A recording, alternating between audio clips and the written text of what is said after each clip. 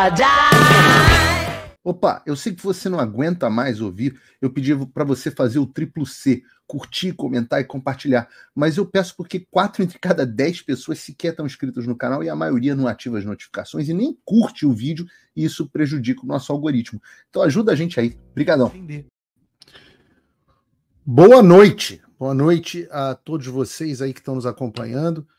Já começamos a live de hoje com mais de 10 mil pessoas nos assistindo.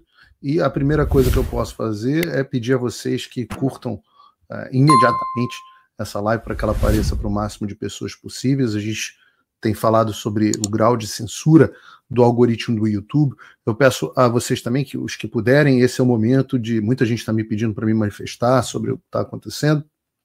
Então, eu peço a vocês a possibilidade de vocês compartilharem essas lives nas redes sociais de vocês, nos grupos, e por aí vai, porque eu espero que hoje tenha sido um desses dias em que eu ganhei um pouquinho mais de credibilidade com alguns de vocês.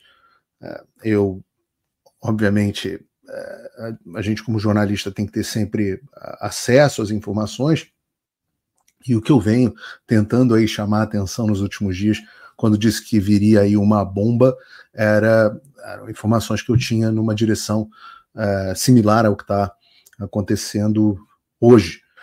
Eu diria que nós estamos em um desses momentos cruciais. 2024 tem sido muito mais do que muitas pessoas imaginam, um ano da virada no Brasil. Eu espero que o resultado final seja positivo, mas nós certamente estamos aí no meio do ano numa situação muito diferente da qual nós começamos no início do ano. Vocês devem lembrar que até fevereiro, ali, março, né, março teve uma manifestação muito grande, o Bolsonaro chegou aí lá para a embaixada da Hungria, e havia uma expectativa muito grande que o Bolsonaro fosse preso a qualquer momento. E agora, eu não vou chegar a tanto, mas eu diria que está chegando mais perto do Alexandre ser preso do que do próprio presidente Bolsonaro ser preso. Isso é fruto de, claro, muito trabalho, mas da providência divina que vem agindo para trazer a verdade e para revelar muitas coisas que estão acontecendo. Então, eu tenho dito a vocês que eu tenho visto os sinais, né, e isso é uma coisa meio bíblica, né? Que a gente olha os sinais e vê o que vai acontecer. Eu tenho dito que há sinais de que o establishment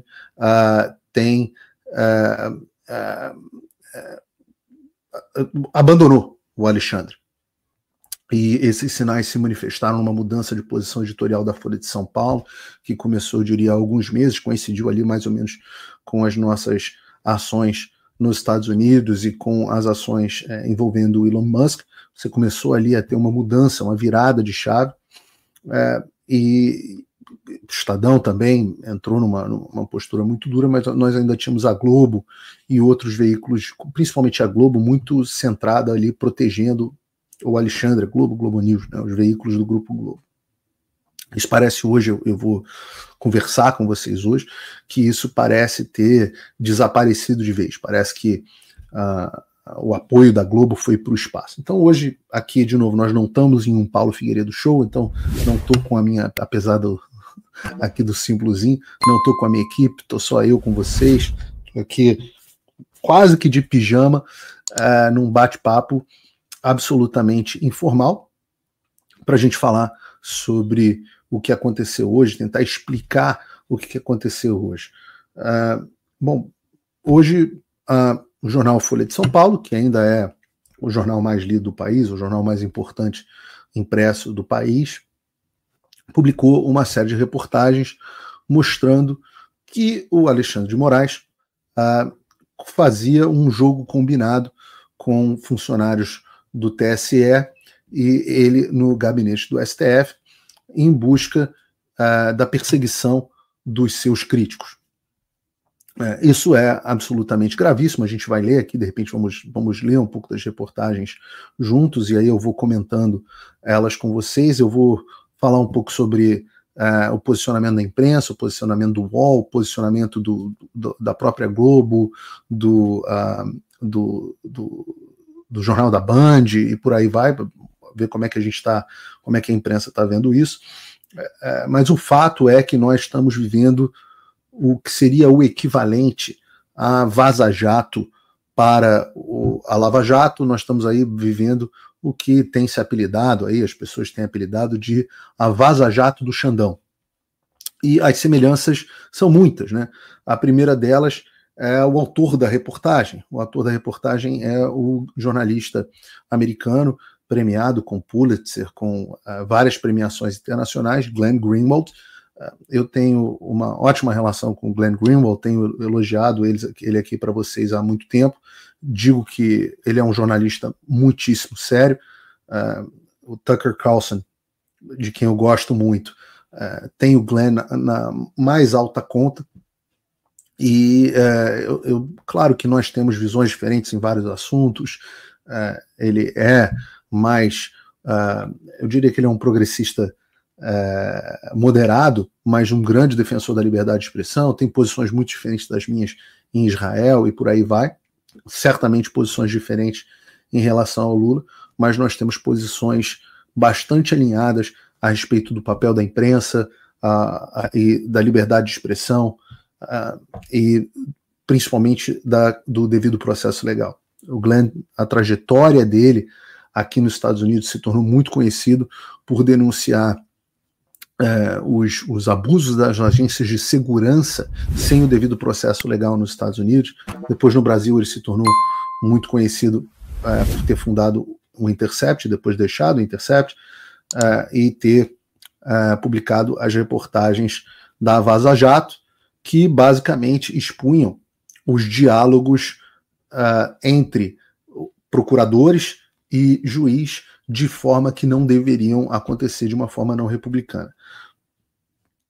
É correto, em um certo sentido, chamar esse momento que a gente está vivendo, de a Vaza Jato do Xandão, porque assim como a Vaza Jato foi a base, foi o alicerce pelo qual os erros da Lava Jato foram expostos e a operação acabou se esfarelando, mas é certo também, porque há um componente de similaridade na combinação de um juiz que não é imparcial, mas e eu conversei até, foi muito simpático comigo, Deltan Dallagnol, há uma diferença muito grande, há diferenças muito grandes no grau, na magnitude.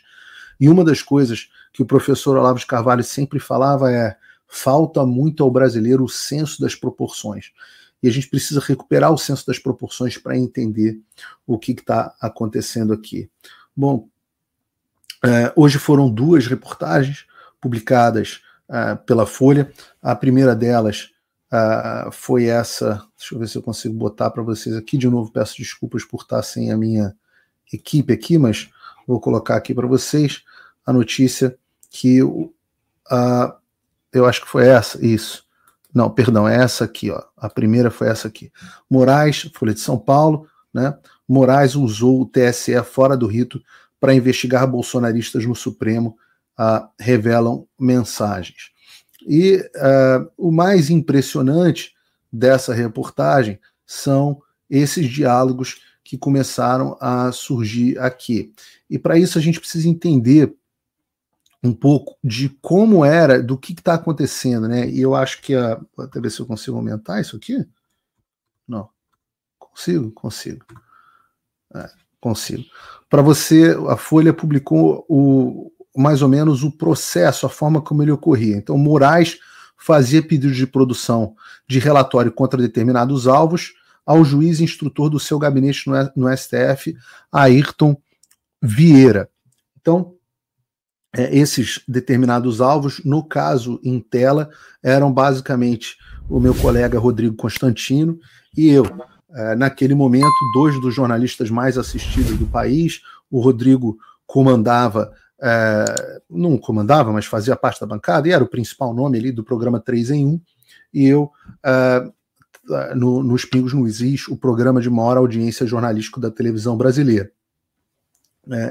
Então, o Moraes, através do seu juiz instrutor, uma espécie de assessor dele, mas de fato um juiz chamado Ayrton Vieira,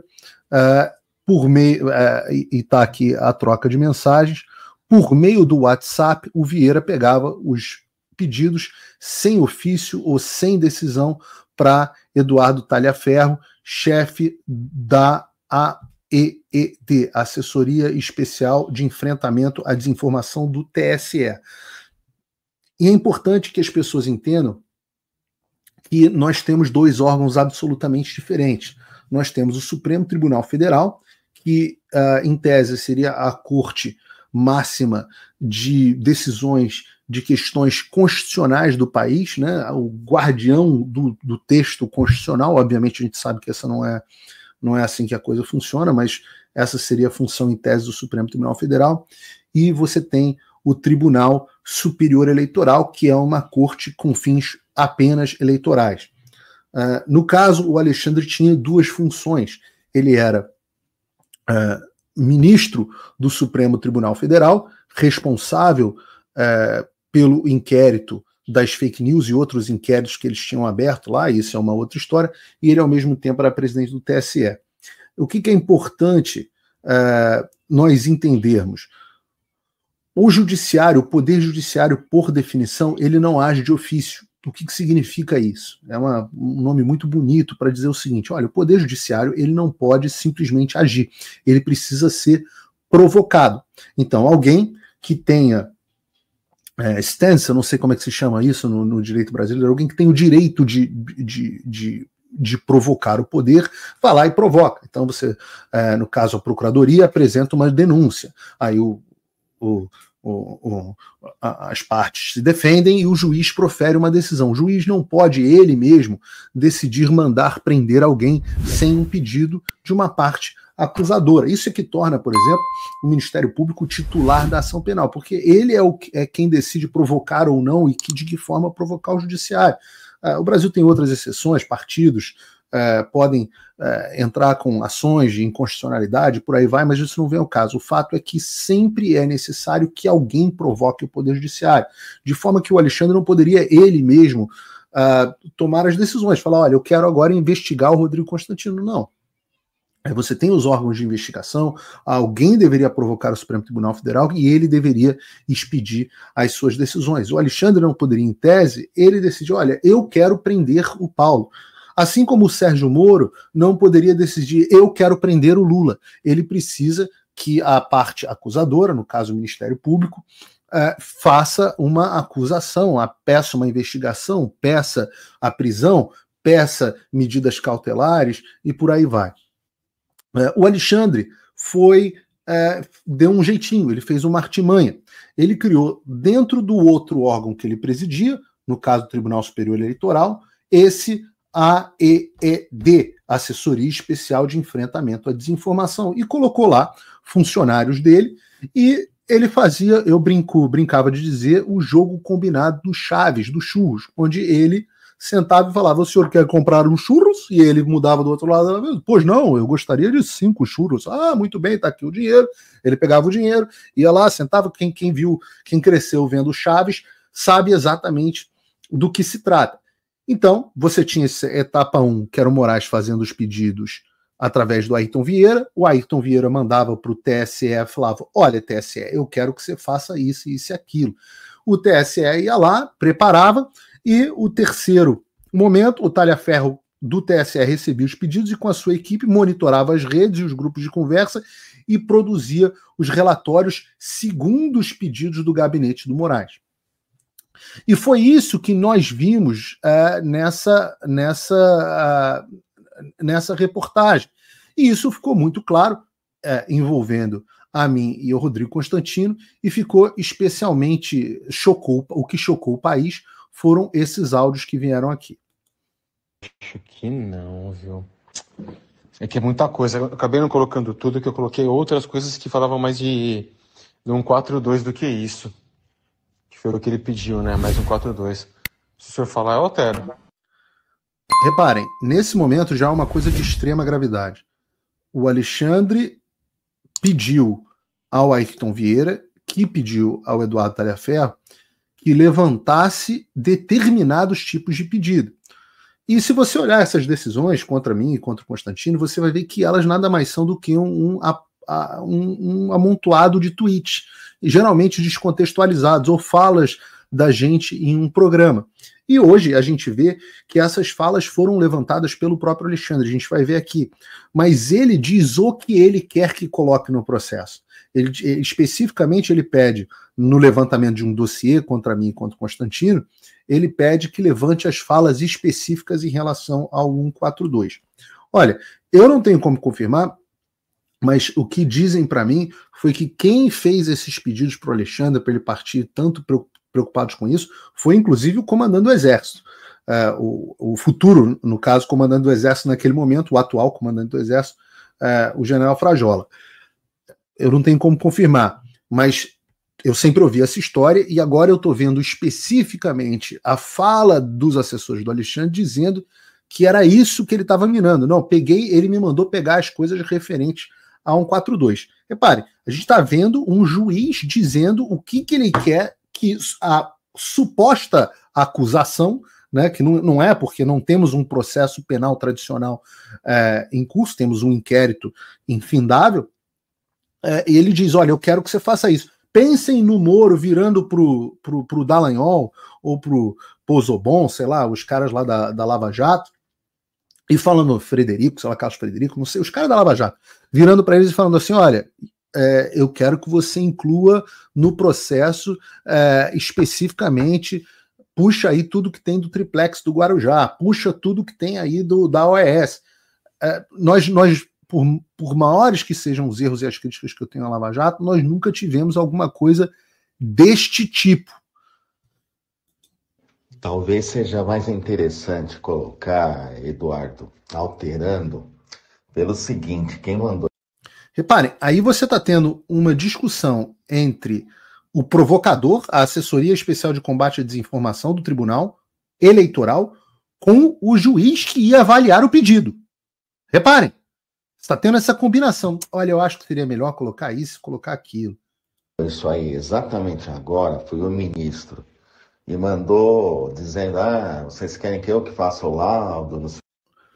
Vejam, esse momento é um momento absolutamente avassalador, porque ele diz quem mandou colocar isso aí foi o ministro. Então nós temos o ministro Alexandre de Moraes pegando pessoalmente 2 críticos a ele, o Rodrigo Constantino e eu, 2 críticos ao trabalho de um servidor público que conduziu de forma absolutamente desastrosa a eleição mais desacreditada da história do Brasil.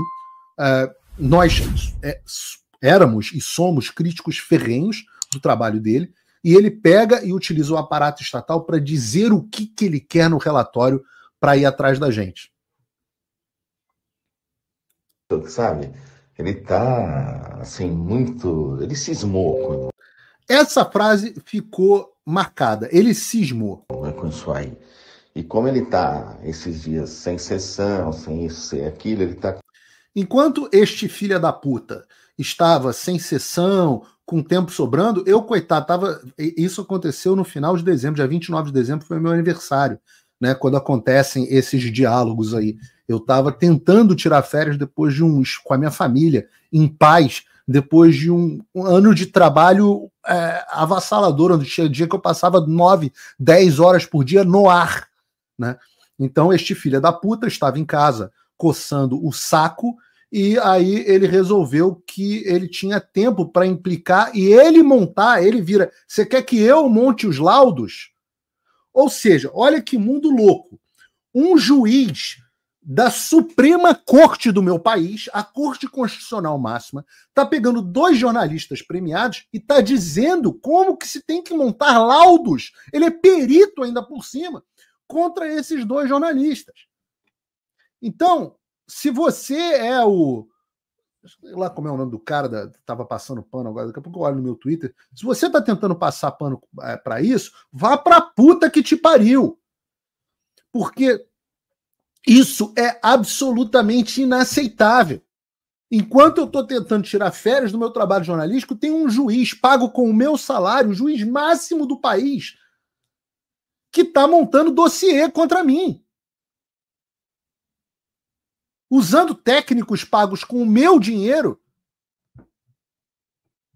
para impedir que eu critique o trabalho de bosta que ele fez conduzindo o processo eleitoral.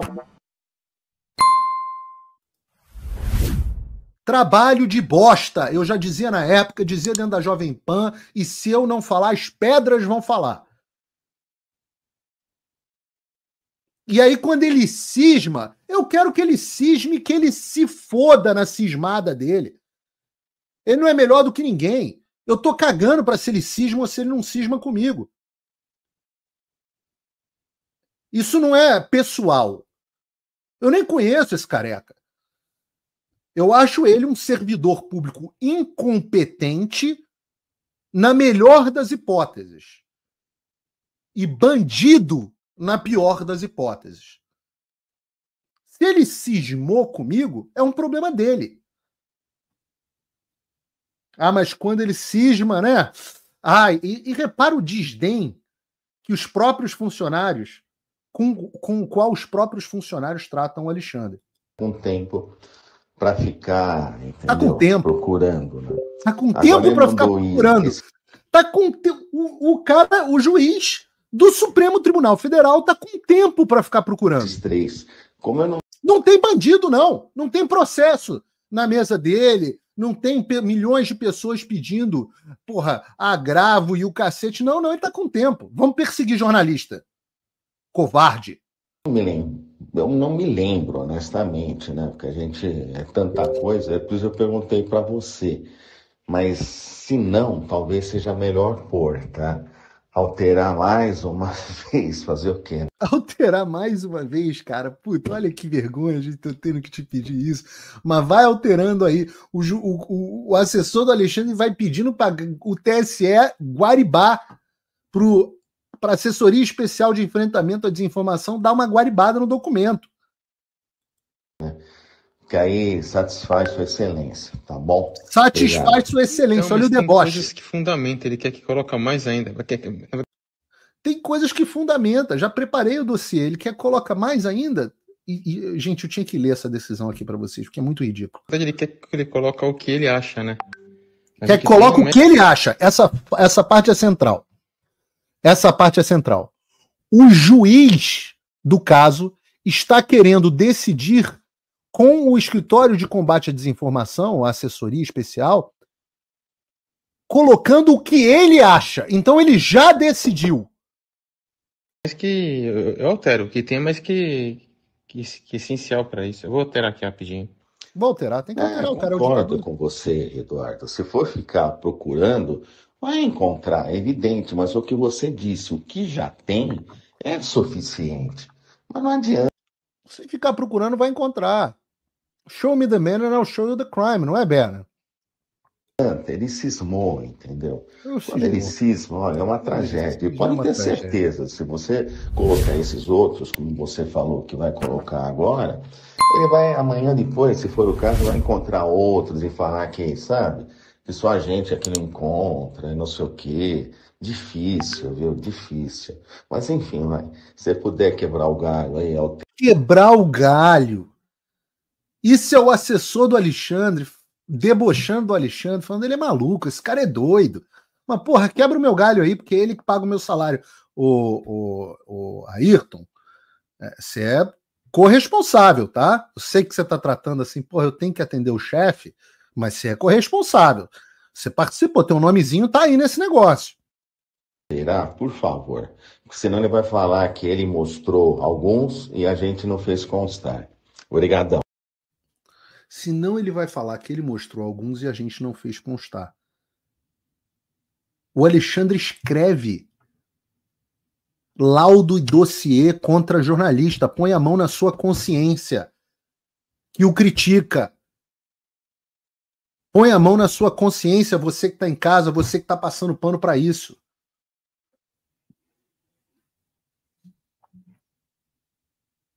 Todos vocês que aplaudiram, ponham a mão nas consciências de vocês, MBLs da vida, jornalistas do Globo, da Folha, todos que aplaudiram isso. UOL, vocês estão desembarcando, ponham a mão nas suas consciências. Não importa se vocês gostam de mim. Quem tem que gostar de mim é minha mulher. Minhas filhas, talvez. Na maior parte do tempo. Vocês, jornalistas, não precisam gostar de mim. Opa, eu sei que você não aguenta mais ouvir. Eu pedi para você fazer o triplo C, curtir, comentar e compartilhar. Mas eu peço porque 4 entre cada 10 pessoas sequer estão inscritas no canal e a maioria não ativa as notificações e nem curte o vídeo, e isso prejudica o nosso algoritmo. Então ajuda a gente aí. Obrigadão.